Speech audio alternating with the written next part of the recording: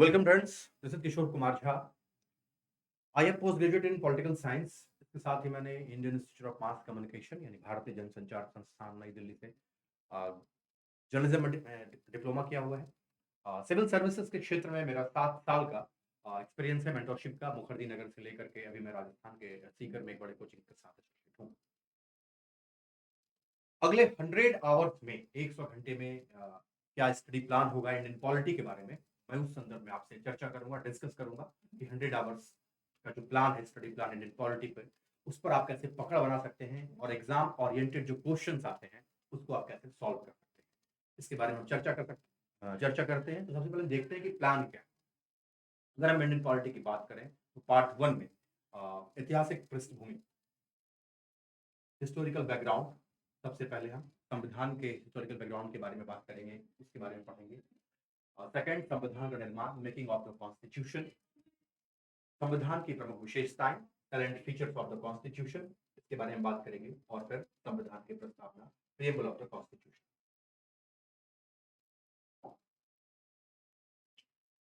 संघ एवं इसका क्षेत्र, यूनियन एंड इट्स टेरिटरी, बहुत इंपॉर्टेंट चैप्टर है। नागरिकता, सिटीजनशिप, मूल अधिकार, फंडामेंटल राइट, राज्य के नीति निरूपण, डीपीएसपी, फंडामेंटल ड्यूटीज, मूल कर्तव्य, संविधान का संशोधन, अमेंडमेंट ऑफ द कॉन्स्टिट्यूशन, और संविधान की मूल संरचना, basic structure of constitution. Part 2 में अगर हम आए तो उसकी बात करें तो संसदीय व्यवस्था यानी कि पार्लियामेंट्री सिस्टम। पार्लियामेंट्री सिस्टम एक इंपॉर्टेंट टॉपिक इंडियन पॉलिटी का। इसके बाद संघीय व्यवस्था, फेडरल सिस्टम।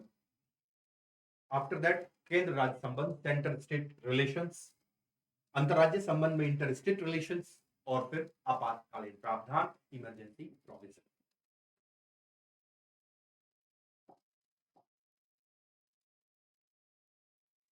पार्ट 3 में प्रेसिडेंट, ये एग्जीक्यूटिव का पार्ट है, प्रेसिडेंट। उसके बाद वाइस प्रेसिडेंट, उपराष्ट्रपति, प्रधानमंत्री, प्राइम मिनिस्टर, केंद्रीय मंत्रिपरिषद, सेंट्रल काउंसिल ऑफ मिनिस्टर, मंत्रिमंडल समितियां, कैबिनेट कमेटी, और संसद, पार्लियामेंट। बहुत इंपॉर्टेंट चैप्टर है पार्ट 3 का इंडियन पॉलिटी के लिहाज से। ये पार्ट 3 संसदीय समितियां, पार्लियामेंट्री कमिटीज, संसदीय मंच, पार्लियामेंट्री फोरम्स, संसदीय समूह, पार्लियामेंट्री ग्रुप, उच्चतम न्यायालय, सुप्रीम कोर्ट, न्यायिक समीक्षा, जुडिशियल रिव्यू, न्यायिक सक्रियता, जुडिशियल एक्टिविज्म, और जनहित याचिका, पब्लिक इंटरेस्ट लिटिगेशन, पीआईएल। ये पार्ट 3 के टॉपिक्स हैं।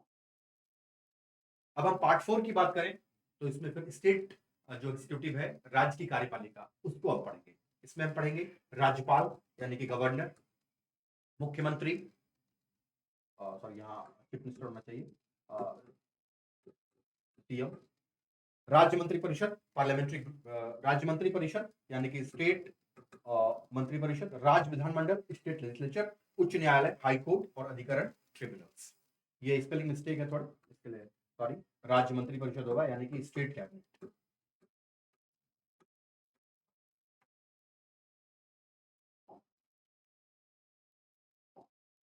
अधीनस्थ न्यायालय, सबऑर्डिनेट कोर्ट्स, कुछ राज्यों के लिए विशेष प्रावधान, special provision for some states. Part 5 में बेहद इंपॉर्टेंट, यूपीएससी और स्टेट पीसीएस में 1 या 2 क्वेश्चंस हर एक एग्जामिनेशन से आप उठा के देख लीजिए, इससे आते ही आते हैं। पंचायती राज, बेहद इंपॉर्टेंट चैप्टर्स है, पंचायती राज और नगर निगम, म्यूनिसिपैलिटीज। तो हम इन चैप्टर्स को पढ़ेंगे। नेक्स्ट देखते हैं पार्ट 6 में केंद्र शासित प्रदेश, यूनियन टेरिटरीज, और अनुसूचित एवं जनजातीय क्षेत्र, schedule and tribal area. Part 7 की बात करें तो बेहद इंपॉर्टेंट है इंडियन पॉलिटी के लिहाज से, निर्वाचन आयोग, इलेक्शन कमीशन,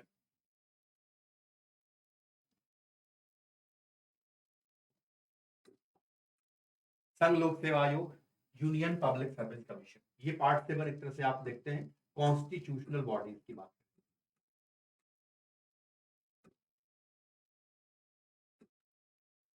और कॉन्स्टिट्यूशनल बॉडीज यानी कि संवैधानिक जो निकाय हैं उसकी बात करेंगे। संवैधानिक निकाय कहने का मतलब है कि जिसका प्रावधान संविधान में है, जिसका उल्लेख संविधान में किया गया है, यानी कि निर्वाचन आयोग, संघ लोक सेवा आयोग, यूनियन पब्लिक सर्विस कमीशन, राज्य लोक सेवा आयोग, स्टेट पब्लिक सर्विस कमीशन, वित्त आयोग, फाइनेंस कमीशन, वस्तु एवं सेवा कर परिषद, GST, goods and service tax council और अनुसूचित जनजातियों के लिए कमीशन, शेड्यूल कास्ट के लिए जो कमीशन है उसके बारे में हम। नेक्स्ट है अनुसूचित जनजातियों के लिए राष्ट्रीय आयोग, नेशनल कमीशन फॉर एससीज, राष्ट्रीय पिछड़ा वर्ग आयोग, नेशनल कमीशन फॉर बीसीज, भाषाई अल्पसंख्यक वर्गों के लिए विशेष अधिकारी, special officer for linguistic minorities, Bharat का नियंत्रक एवं महालेखा परीक्षक, controller and auditor general, Bharat का महान्यायवादी, अटॉर्नी जनरल ऑफ इंडिया और राज्य का महाधिवक्ता। इन सारे टॉपिक्स को हम कवर करेंगे। पार्ट 8 में आए तो पार्ट 8 में हम उन टॉपिक को पढ़ेंगे, जैसे पार्ट 7 में कॉन्स्टिट्यूशनल बॉडीज को पढ़ा, इसको हम कह सकते हैं नॉन कॉन्स्टिट्यूशनल बॉडी, गैर संवैधानिक निकाय, जिनका कि प्रावधान संविधान में नहीं है, लेकिन उसे राज्य के इस संसद की विधि के द्वारा या फिर कैबिनेट के प्रपोजल से पास करके बनाए गए। जैसे नीति आयोग की बात हम करें तो नीति आयोग को हम पढ़ेंगे, नीति आयोग बहुत इंपॉर्टेंट। राष्ट्रीय मानवाधिकार आयोग, नेशनल ह्यूमन राइट्स कमीशन को पढ़ेंगे, फिर उसके बाद राज्य मानवाधिकार आयोग, स्टेट ह्यूमन राइट्स कमीशन को पढ़ेंगे, केंद्रीय सूचना आयोग, सेंट्रल इंफॉर्मेशन कमीशन, राज्य सूचना आयोग, स्टेट इंफॉर्मेशन कमीशन और केंद्रीय स्टेट विजिलेंस कमीशन। फिर केंद्रीय अन्वेषण bureau, central bureau of investigation, Lokpal एवं लोकायुक्त, लोकपाल एवं लोकायुक्त, उसके बाद राष्ट्रीय अन्वेषण अभिकरण, नेशनल इन्वेस्टिगेशन एजेंसी यानी कि एनआईए, और राष्ट्रीय आपदा प्रबंधन प्राधिकरण यानी कि national disaster management authority NDMA. Part 9 very important है, सहकारी समिति यानी कोऑपरेटिव सोसाइटीज। कोऑपरेटिव सोसाइटीज को हम पढ़ेंगे, राजभाषा ऑफिशियल लैंग्वेज, लोक सेवाएं पब्लिक सर्विसेज, सरकार के अधिकार एवं दायित्व, rights and liabilities of the government, और विशिष्ट वर्गों से संबंधित विशेष special provisions relating to certain classes. Part 10 में हम आए पॉलिटिकल पार्टीज, पूरा इंडियन का जो डेमोक्रेसी है उसके संदर्भ में जो पॉलिटिकल पार्टीज की क्या महत्वपूर्ण भूमिकाएं हैं उस पर हम चर्चा करेंगे। क्षेत्र दलों की भूमिका, role of regional parties, mains के लिहाज से बहुत इंपॉर्टेंट टॉपिक है। निर्वाचन, इलेक्शंस, चुनाव कानून, इलेक्शन लॉ और चुनाव सुधार, इलेक्शन रिफॉर्म्स। मतदान व्यवहार, वोटिंग बिहेवियर, गठबंधन सरकार, कोएलिशन गवर्नमेंट, दल परिवर्तन कानून, एंटी डिफेक्शन लॉ, दबाव समूह, प्रेशर ग्रुप्स, राष्ट्रीय एकता, नेशनल इंटीग्रेशन और विदेश नीति यानी कि फॉरेन पॉलिसी पर विस्तृत रूप से चर्चा करेंगे। पार्ट 11 हम मिसलेनियस पार्ट लिया है हमने, इसमें हम पढ़ेंगे आरक्षण, रिजर्वेशन।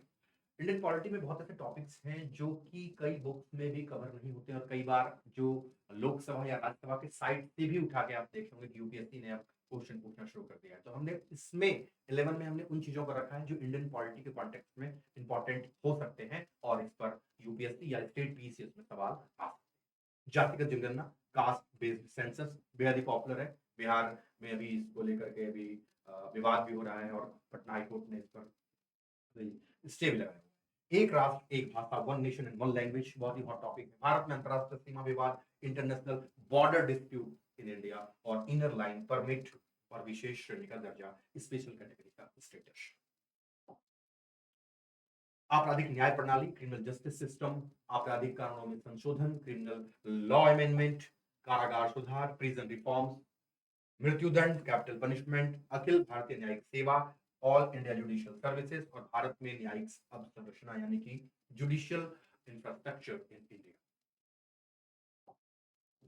उसके बाद ऑनलाइन विवाद समाधान, ऑनलाइन डिस्प्यूट रिजोल्यूशन यानी कि ओडीआर, निर्वाचन विधि संशोधन विधेयक, इलेक्शन लॉज अमेंडमेंट बिल, राजनीतिक दलों का आंतरिक लोकतंत्र, इंटरनल पार्टी डेमोक्रेसी की बार बार चर्चा होती है, उसको हम पढ़ेंगे। चुनावी मुक्त उपहार, इलेक्शन फ्रीबीज, इसके बारे में भी हम चर्चा करेंगे। इलेक्ट्रॉनिक वोटिंग मशीन और वैश्विक शासन में लोकतांत्रिक सिद्धांत, democratic principles in global governance. Last but not least, राष्ट्र डेटा गवर्नेंस फ्रेमवर्क नीति, national data governance framework policy, प्रौद्योगिकी और कानून, टेक्नोलॉजी लॉ और राजद्रोह शेरिसन। तो 100 आवर का 100 आवर्स का हमारा जो स्टडी प्लान होगा, हमने इस तरीके से टॉपिक वाइज बांटा है और हम ये कोशिश करेंगे कि आपको जब हम टॉपिक अच्छी तरीके से पूरा पढ़ाएं तो यूपीएससी और स्टेट पीसीएस में किस नेचर के किस तरीके से उसको फ्रेम किया जाता है क्वेश्चंस को, उसके बारे में बताएं और एक भी सवाल छूट के ना पाए। अब हम बात करते हैं भारत में चुनाव इलेक्शन इन इंडिया। आपको ऐसा पता है कि India is the largest democracy of the world. Bharat जो है विश्व का सबसे विशाल लोकतांत्रिक देश है और इसमें चुनाव की सबसे अहम भूमिका होती है इलेक्शन इन इंडिया। भारत में चुनाव, आपको पता है कि हर एक साल राज्य विधानसभाओं के चुनाव होते हैं और नियमित 5 साल के अंतराल पर लोकसभा के चुनाव होते हैं। जैसे 2024 में लोकसभा का चुनाव होने जा रहा है, अभी कर्नाटक विधानसभा का चुनाव होने जा रहा है, राजस्थान विधानसभा चुनाव होने वाले हैं, छत्तीसगढ़ में नेक्स्ट ईयर, बिहार में। तो कमोबेश हर एक साल भारत जो है चुनावी मोड में रहता है। तो ये न सिर्फ एकेडमिक लेवल पे बल्कि पब्लिक आम कॉमन मास के लेवल पर भी ये चर्चा, हम इसे एकेडमिक लेवल पर अलग तरीके से पढ़ते हैं, कॉमन मास इसे अलग तरीके से देखते हैं। तो कहीं ना कहीं इलेक्ट्रॉनिक प्रिंट मीडिया और विभिन्न मासेस में जो है ये चर्चा का विषय रहता है भारत में चुनाव इलेक्शन से इंडिया। अगर हम भारत में चुनाव की बात करें तो चुनाव लैटिन शब्द एलिगेरे से लिया गया है। ये जो शब्द है ये एलिगेरे है जो लैटिन शब्द से लिया गया है। शब्द कौन सा है? लैटिन शब्द एलिगेरे से लिया गया है और इसका अर्थ होता है चुनना, सेलेक्ट करना या चयन करना। और हमारा जो इंडिया का जो लोकतंत्र है वो प्रतिनिधि लोकतंत्र, रिप्रेजेंटेटिव डेमोक्रेसी। इसमें चुनाव सबसे महत्वपूर्ण प्रक्रिया है क्योंकि हम एक नियमित अंतराल पर अपने प्रतिनिधियों को चुनते हैं। चाहे हम निकाय चुनाव की बात करें निचले स्तर पर, पंचायत चुनाव की बात करें, म्यूनिसिपैलिटीज इलेक्शन की बात करें, या फिर राज्य में राज्य विधानसभा चुनाव की बात करें, और फिर केंद्र में लोकसभा या फिर राज्यसभा चुनाव। तो इसका आयोजन एक नियमित अंतराल पर किया जाता है और इसके तहत लोग स्वतंत्र रूप से अपने पसंद के उम्मीदवार को मत देते हैं, यानी कि वो वोट करते हैं। स्वतंत्र रूप से कहने का मतलब है कि ये इस बात को परिलक्षित करता है, ये इस बात को इंडिकेट करता है कि India is a democratic country. हम अपने उम्मीदवार को अपनी पसंद के अनुसार चुन सकते हैं, ये हमारे पास यह सुविधा है। कुछ बेसिक्स पॉइंट जो भारत में चुनाव के बारे में अगर हम डिस्कस करेंगे तो जो मेन मुद्दे हैं, अगर हम उनको बिना इंटरेस्ट के आगे नहीं बढ़ सकते, ये बहुत बेसिक्स मुद्दे हैं, बेसिक इश्यूज हैं, इस पर हमें डिस्कस करना। अगर हम बात करें लोकतंत्र में चुनावों की भूमिका, role of elections in democracy क्या है? उत्तरदायी और जवाबदेही सरकार। सबसे पहले तो रिस्पॉन्सिबल गवर्नमेंट की जरूरत है और रिस्पॉन्सिबल जनता के प्रति। सत्ता में बदलाव, एक नियमित अंतराल पर सत्ता में बदलाव। सत्ता में बदलाव कैसे? अथॉरिटी कि हमें अगर लगता है कि 5 साल में ये सरकार, अमुक दल की सरकार अच्छा कार्य नहीं कर पाती है, तो जनता के पास पावर है, पीपल हैव राइट्स, कि वो वोट के माध्यम से, मत के माध्यम से, अपने मतदान के माध्यम से उस सत्तारूढ़ पार्टी को जो है चुनाव से, सत्ता से बेदखल कर सकते हैं। राजनीतिक दलों की भागीदारी होती है, पार्टिसिपेशन ऑफ पॉलिटिकल पार्टी। बहुत सारे पॉलिटिकल पार्टीज हमारे यहाँ न तो एक दलीय व्यवस्था है ना ही द्विदलीय व्यवस्था है, हमारे यहाँ बहुदलीय व्यवस्था है, मल्टी पार्टी सिस्टम। तो राजनीतिक दलों की भागीदारी होती है, नेशनल लेवल की पार्टीज हैं, स्टेट लेवल की पार्टीज हैं, पंजीकृत और गैर पंजीकृत, registered and non registered parties भी जो चुनाव में भागीदारी निभाते हैं चुनाव आयोग के अपने एक मानदंड के अनुसार। वो हम बाद में जब चुनाव आयोग वाले चैप्टर में जाएंगे तो आपको विस्तार से उसके बारे में। अस्थायी लोकतंत्र, ये चुनाव इसलिए भी जरूरी है कि ये लोकतंत्र की परिपक्वता की निशानी है, मेच्योरिटी ऑफ डेमोक्रेसी। क्योंकि गतिशीलता बहुत जरूरी है। एक नियमित अंतराल पर हम चुनाव करते हैं, अपने रिप्रेजेंटेटिव्स को चुनते हैं, उनकी जवाबदेही तय करते हैं और वो रिप्रेजेंटेटिव्स राज्य विधानसभाओं में या लोकसभा या राज्यसभा में हमारे लिए काम करते हैं। आम जन पर ध्यान केंद्रित करके राष्ट्रवाद और देशभक्ति का प्रतीक। तो राष्ट्रवाद भी, देशभक्ति भी, ये भी हमारा एक पॉलिटिकल सिंबल तरह से कहीं ना कहीं जो है पॉलिटिकल। आप देखेंगे कि जितने भी चुनाव होते हैं वहां कहीं ना कहीं ये मुद्दा जो है बहुत ज्यादा तेजी से उभर कर सामने आता है।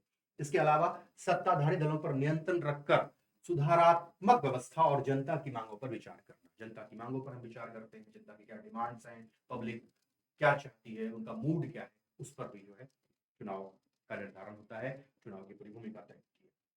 नागरिकों को एक दूसरे से जोड़कर सामाजिक और राजनीतिक एकीकरण को सुगम बनाना और इस तरह राज्य व्यवस्था की व्यवहार्यता की पुष्टि करना और एक राजनीतिक समुदाय से दूसरे के पास सत्ता हस्तांतरण। जब सत्ता हस्तांतरण की बात कर रहे हैं, जब हम अथॉरिटी ट्रांसफॉर्मेशन अथॉरिटी के ट्रांसफॉर्मेशन की बात कर रहे हैं, तो अथॉरिटी ट्रांसफर कैसे हो रही है? हम चुनाव के माध्यम से ही अथॉरिटी को ट्रांसफर करते हैं।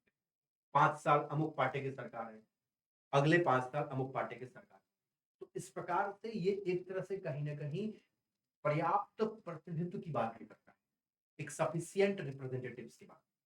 इसके अलावा हम एसटी-एसटी समुदाय को रिजर्वेशन देते हैं, महिलाओं को निकाय चुनाव में रिजर्वेशन देते हैं। वैसे लोकसभा में तो महिलाओं के आरक्षण की बात अभी जो है वो चुनाव अभी तक वो केस पेंडिंग है। बिल देखते हैं कि आगे इस पर सरकार क्या मतलब अपनाती है। इसके अलावा भारत में चुनाव प्रक्रिया से जुड़े कुछ मुद्दे भी हैं जो बेहद जटिल लेकिन हमेशा चर्चा में रहने वाले मुद्दे। वो मुद्दे क्या हैं? चुनावों का वित्त पोषण। हमेशा फंडिंग पर बात होती है कि चुनाव में जो फंडिंग होता है, जो बड़ी-बड़ी राजनीतिक पार्टियाँ हैं, उनको फंडिंग होती है, तो उस पर ये एक विवाद का मुद्दा हमेशा बना रहता है, चुनाव का वित्त पोषण। बाहुबल, धनबल और बाहुबल। धनबल के बाद अगर दूसरा सबसे प्रमुख मुद्दा है, तो वो बाहुबल का है। आप हिंदी पट्टी के कुछ प्रमुख राज्य, जैसे उत्तर प्रदेश, बिहार, राजस्थान, मध्य प्रदेश जैसे स्टेट देख सकते हैं कि हमेशा ये चर्चा में रहते हैं। सरकारी मशीनरी का दुरुपयोग। विपक्षी दल हमेशा ये आरोप लगाते हैं कि सत्तारूढ़ पार्टी जब भी चुनाव में जाती है, तो वो अपनी सरकारी मशीनरी का दुरुपयोग। तो भारत के चुनाव में एक मुद्दा ये भी होता है। धनबल, बाहुबल, उसके बाद सरकारी मशीनरी का दुरुपयोग। राजनीति का अपराधीकरण और अपराधियों का राजनीतिकरण। ये एक बहुत इंपॉर्टेंट फैक्टर है चुनाव का कि राजनीतियों का अपराधीकरण और अपराधियों का राजनीतिकरण। आप हिंदी पट्टी के बेल्ट में देख सकते हैं, बिहार में, उत्तर प्रदेश में, मध्य प्रदेश में, झारखंड में, तो तमाम सत्ताधारी पार्टीज़ की जो आप जब चुनाव की वो लिस्ट निकालते हैं अपने उम्मीदवारों की, तो उसमें कई जो है कन्विक्टेड प्रत्याशी भी होते हैं। अब तो कोर्ट ने अलग से वो रूल ला दिया है, इसी के चलते राहुल गांधी की सदस्यता भी जो है वो चली गई। तो कहीं न कहीं राजनीति में अपराधियों का प्रवेश करना और उसके बाद राजनीति का पूरा जो एक ट्रांसफॉर्मेशन हो जाना, ये भी हमारा एक मुद्दा रहता है। राजनीतिक दलों के अकुशल उम्मीदवार, बार-बार हम शिक्षा की बात करते हैं, बार-बार हम एजुकेशन की बात करते हैं, तो अभी तक हमारे डेमोक्रेसी की अगर बात की जाए तो एक बहुत बड़ी खामी है कि हम अपने रिप्रेजेंटेटिव्स को चुनते हैं, तो उसमें कोई एजुकेशनल क्राइटेरिया का उल्लेख अभी तक संविधान में नहीं किया गया है और आने वाले समय में भी लग नहीं रहा है कि इस प्रकार से कुछ बहुत ही ज़्यादा कंट्रोवर्शियल टॉपिक भी है ये, कि क्या हमारे प्रतिनिधि जो हैं, हमारे एमपीज़, एमएलएज़ को शिक्षित होना चाहिए कि नहीं? एक न्यूनतम योग्यता का मानदंड जो है वो कानून में होना चाहिए या नहीं होना चाहिए। तो ये भी बार-बार डिबेट होता है।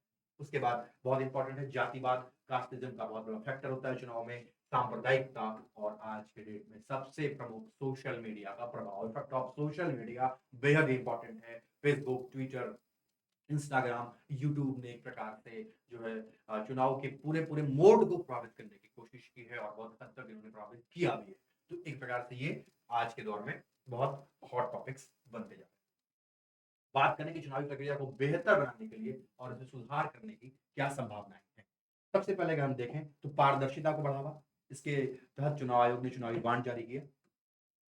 आय के स्रोतों की अनिवार्य रूप से घोषणा करना, प्रत्याशी जो चुनाव लड़ रहे हैं, उनके आय की प्रत्याशी की घोषणा होनी चाहिए।